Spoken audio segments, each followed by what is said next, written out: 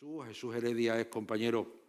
del despacho desde hace muchos años, economista, y su ponencia será las novedades fiscales introducidas por las leyes de presupuesto del Estado,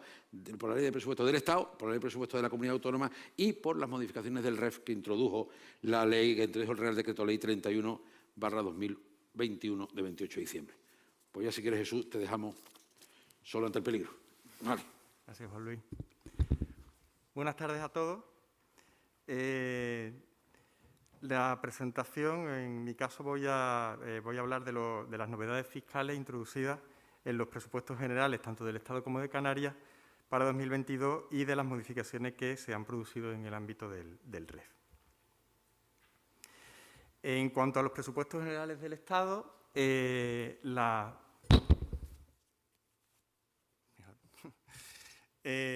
el ámbito del IRPF se han modificado los límites de reducción de la base imponible de las aportaciones a planes de pensiones, de manera que será para 2022 la menor entre el 30% de la suma de rendimientos netos del trabajo y de actividad económica o 1.500 euros, ampliable hasta 10.000. ¿Por qué decimos ampliable hasta 10.000? Lo que teníamos en 2021 era que ese límite era de 2.000 euros y se podía ampliar en 8.000 euros más correspondientes a contribuciones empresariales que hagan, en este caso, las empresas a planes de pensiones, imputables a los trabajadores. Y en 2022 se baja la cantidad máxima que pueden aportar las personas físicas a 1.500 euros y se sube a 8.500 euros la cantidad que se pueden corresponder a esas contribuciones empresariales, o bien que correspondan a aportaciones que haga el trabajador a ese mismo instrumento de previsión social, pero por un valor que sea menor o igual a la contribución empresarial. La idea de esto es fomentar esa mayor contribución empresarial a planes de pensiones en detrimento de la aportación individual por parte de la persona física. Se prorrogan, como se viene haciendo en los últimos ejercicios, los límites cuantitativos excluyentes del ámbito de la estimación objetiva. Para las actividades económicas, excepto agrícola, forestal y ganadera, será de 250.000 euros de rendimientos íntegros, en lugar de los 150.000 que prevé con carácter general la norma, y de 125.000 euros para las operaciones en las que hay obligación de expedir factura porque el destinatario sea empresario profesional, en vez de 75.000. Y las compras de bienes y servicios, excluidas las de inmovilizados, 250.000 en vez de 150.000. En el ámbito del impuesto sobre sociedades, para el ejercicio 2022, la novedad más significativa son los conceptos de cuota mínima y de cuota líquida, y de tributación mínima. Se introduce un nuevo concepto de cuota líquida, que es por la diferencia entre cuota íntegra menos bonificaciones menos deducciones, y se establece que no puede ser negativa. Y se introduce el concepto de tributación mínima. ¿A quién afecta esta tributación mínima? A todos los sujetos pasivos que tengan en el ejercicio inmediato anterior un importe neto de cifra de negocios de al menos 20 millones de euros o que tributen en el régimen de consolidación fiscal con independencia de su importe. Esta cuota líquida mínima será del 15% de la base imponible, corregida de manera positiva o negativa en la reserva de nivelación y en la RIC. No aplica a determinadas entidades, aquellas que tributan a tipos específicos, por ejemplo, las entidades acogidas a la Ley 49/2002, SICAF, fondos de inversión, fondos de inversiones, SOFIMI, y tampoco a las que se establece también que el tipo mínimo será del 10% para entidades de nueva creación, 18% entidades de crédito o que apliquen régimen de producción de hidrocarburos, o para las cooperativas que no podrá ser inferior al 60% de su cuota íntegra. También se establece, lo resalto ahí, por su importancia lógicamente en Canarias, que las entidades CEC, pues el tipo mínimo no afectará a la parte de la base imponible que tributa al 4%. ¿Cómo se determina esta cuota líquida? El primer paso será restarle a la cuota íntegra las bonificaciones, incluidas las de la Ley 1994, como por ejemplo la de producción de bienes corporales, La deducción por inversiones en autoridades portuarias, quien la aplique, y las deducciones por doble imposición. Si la cuota líquida resultante es inferior a la cuota líquida mínima inicial, se aplicará esa cuota líquida resultante. De manera que estas deducciones sí pueden ser aplicadas en su totalidad. En caso contrario, pues se aplicarán el resto de deducciones hasta llegar a esa cuota líquida mínima inicial. En la práctica, lo que se pretende con esta medida es limitar la aplicación o el efecto práctico es que se limita la aplicación de deducciones, pero en Canarias, y lo resalto ahí, todas las deducciones cuyo importe se determina conforme a las leyes del REF, la 2091 y la 1994, se aplicarán respetando sus propios límites, aunque la cuota líquida resultante sea inferior a la cuota líquida mínima. En el régimen especial de entidad dedicada al arrendamiento de vivienda, en consonancia con esta modificación de la tributación mínima, se reduce la bonificación de la cuota íntegra del 85% al 40%. ¿Por qué? Porque con un tipo impositivo del 25%, una bonificación del 40% acaba dejando una tributación del 15%. En el impuesto sobre la renta de no residentes para los establecimientos permanentes se introducen modificaciones del concepto de cuota líquida y tributación mínima de manera análoga como se hace para el impuesto sobre sociedades. Pasando ya al ámbito de las novedades introducidas por el presupuesto de Canarias, decir que con carácter general se aprueban una serie de medidas extraordinarias por la erupción volcánica de La Palma en el ámbito de competencias que tiene la comunidad autónoma en distintos tributos. Y se modifican otras medidas ya aprobadas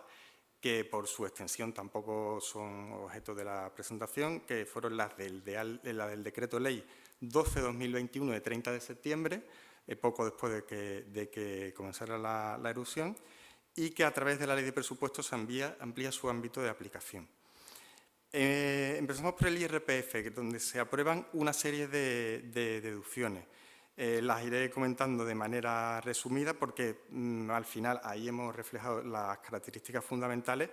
pero bueno, en caso de aplicarla pues, habría que mirar con detalle la norma porque son bastante prolijas en cuanto a sus requisitos.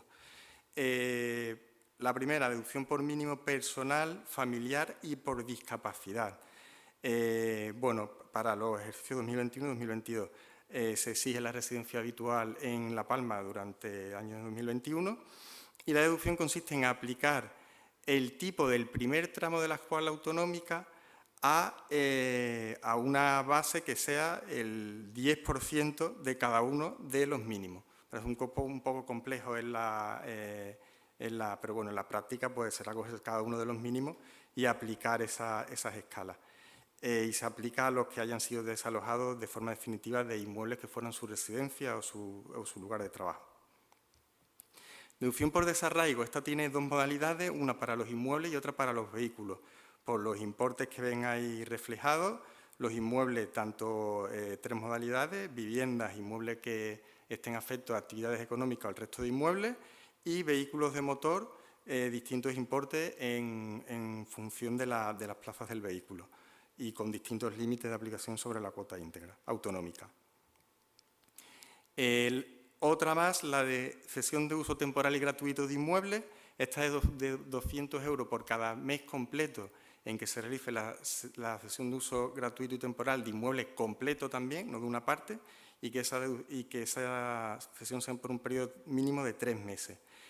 Siempre que se desarrollen o que el uso del inmueble sea como vivienda para el desarrollo de una actividad y con distintos límites, 1.500 € por inmueble o 35% de la cuota íntegra. Y la deducción por gastos de enfermedad, que esta existe con carácter general para los contribuyentes canarios, lo que se hace es que para aquellos que tienen derecho a aplicar ese mínimo, esa deducción por mínimos que hemos mencionado con anterioridad, la deducción será del 35% en vez de del 10% y sin límite de base imponible a diferencia de lo que pasa para el resto de contribuyentes.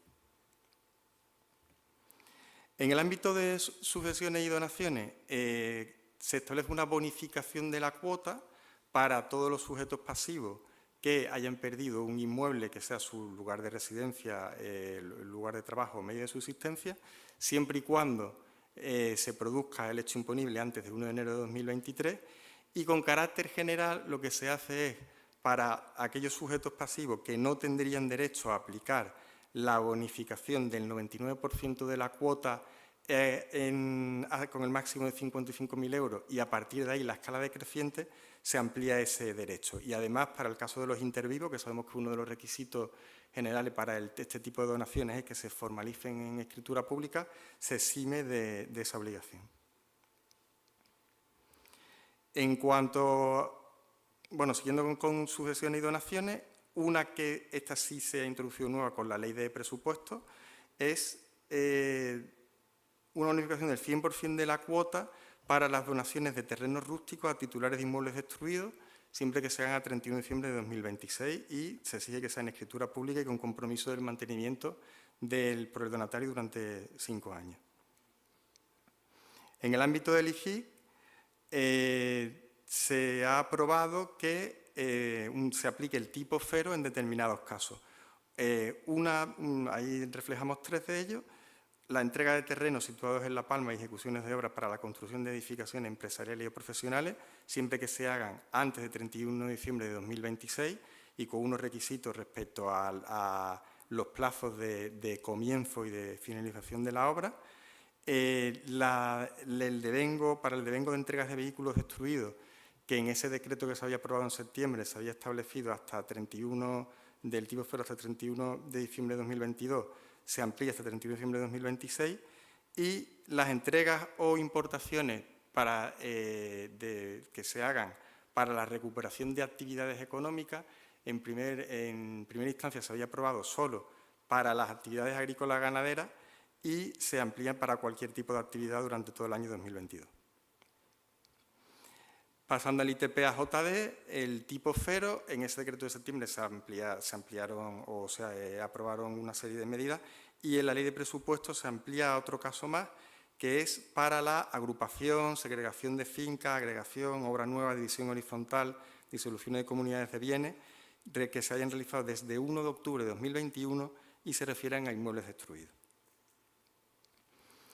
En el ámbito del IGIC, bueno, con esto se terminan las novedades relativas a La Palma, y hay otras novedades quizás menos significativas aprobadas a través de la ley de presupuestos, y por destacar una de ellas, en el ámbito del IGIC, para los servicios educativos, quedan fuera de la exención los servicios de alojamiento y alimentación prestados por colegios mayores o menores y residencias de estudiantes a partir de 1 de enero de 2022. Con esto acabamos las novedades aprobadas en la ley de presupuesto, tanto estatal como canaria, y pasamos a las introducidas por el Real Decreto Ley 31/2021 de 28 de diciembre. Mediante este Real Decreto se ampliaron los plazos en el ámbito de aplicación del REF. Estaba previsto o estaban pendientes de autorización por parte de la Comisión Europea, lo cual se ha producido mediante la decisión de la Comisión que está ahí señalada en la diapositiva, de fecha 17 de marzo, de la semana pasada. Y básicamente se amplían 2 plazos: el de dotar las RIC para las cuales ya se ha producido la materialización anticipada, que el plazo se amplía hasta 31 de diciembre de 2023, y la vigencia de la FEC, que se amplía el régimen de la FEC hasta 31 de diciembre de 2027, y el plazo para la inscripción en el registro de entidades de la FEC se amplía hasta 31 de diciembre de 2023. Y por finalizar, y aunque esto no ha sido objeto de modificación normativa, pero bueno, por su importancia creemos muy relevante traerlos a colación, queríamos hacer una referencia a la ampliación del plazo para la materialización de la RIC. Sabemos que la RIC de 2016 se amplió su plazo de materialización, que inicialmente vencía el 31 de diciembre de 2020, hasta 31 de diciembre de 2021. Y para la RIC dotada en 2017 no se ha producido esa ampliación. Con lo cual, de entrada, tendríamos 31 de diciembre de 2021. ¿Qué ocurre? Que lo que cabe plantearse es la posibilidad de que se amplíe el plazo para materializar RIC en concreto 78 días, que son los 78 días que en 2020 estuvo vigente el estado de alarma, desde el 14 de marzo hasta el 30 de mayo. Esos 78 días en el año 2022 pues serían hasta el 19 de marzo de 2022. Este criterio ya ha sido admitido por la Dirección General de Tributos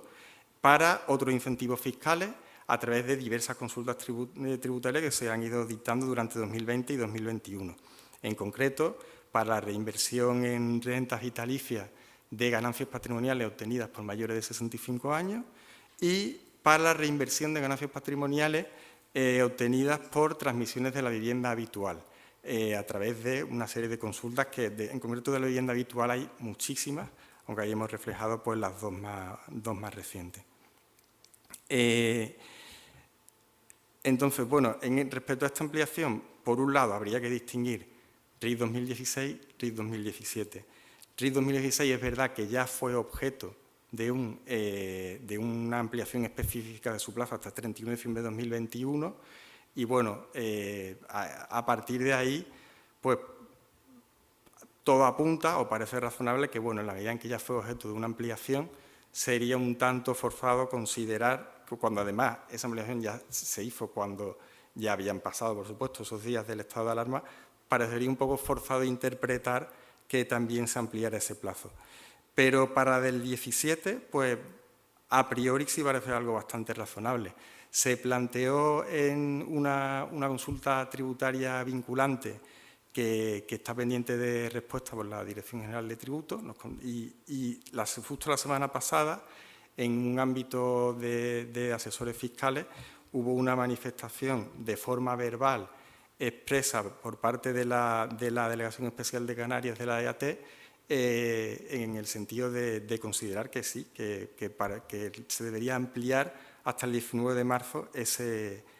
plazo para la materialización de la RIC. Con lo cual habrá que estar pendiente pues, a los términos en los que finalmente se dicte esa consulta. A partir de ahí, pues bueno, cabe plantearse, lo dejamos ahí abierto como pregunta o como para debate, ¿cuándo se debe regularizar entonces la RIC 2017? Porque claro, en los casos en los que, dando por bueno que se amplía el plazo para materializar hasta el 19 de marzo de 2022, eso implica que si tienes que regularizar la RIC, puedas regularizarla en su totalidad en el impuesto sobre sociedades ya del 2022 que se presentaría en 2023, o tienes en cuenta las inversiones hasta 19 de marzo del 21, pero si tienes que hacer una regularización parcial, la haces hasta 19 de marzo de 2022, perdón. Pero si tienes que hacer una regularización parcial, la haces en el impuesto sobre sociedades del 2021. Ese a priori parecería el criterio más prudente, pero bueno, habrá que ver también en qué términos se manifiesta la Dirección General de Tributos a través de esa consulta tributaria vinculante que está pendiente de resolución. Y hasta aquí llega la presentación de mi parte. Pues muchas gracias, Jesús. Y yo digo, yo creo que, por empezar por el final, no sé si porque quizá habéis tenido, no sé si se veía bien lo último, pero creo que es muy importante lo que ha comentado Jesús al final en cuanto a la regulación de la RIC. La RIC del 17, como bien sabéis, la RIC no materializada en el 17 tendría que regularizarse a 31/12 del 21. Esa ampliación de 78 días hace que, bueno, que quepa la duda de si hay que regularizarla en el ISO del 21 o hay que regularizarla en el ISO del 2022, o si, como cuando hagamos el ISO del 21 ya sabemos lo que ha ocurrido antes del 19 de marzo del 22, hay que hacerlo parcialmente en un ejercicio o parcialmente en el otro. No sabemos cómo resultará la consulta, si la consulta planteará o aclarará algo de esa duda, pero en principio la duda está en el aire. Y en cuanto a las novedades, pues pocas y malas, ¿no? Se reduce un poco la aportación al IRPF, la aportación a los planes de pensiones, aparece el concepto de tributación mínima, que yo creo que ha dado también mucho que hablar, pero si bien hay que focalizarlo y saber que afecta a las sociedades que afectan, ¿no? La de importe neto cifra de negocio de más de 20 millones, a las que consoliden fiscalmente, y luego pues una serie de ventajas para los ciudadanos de La Palma que este año los pobres pues han sufrido la historia del volcán. Y así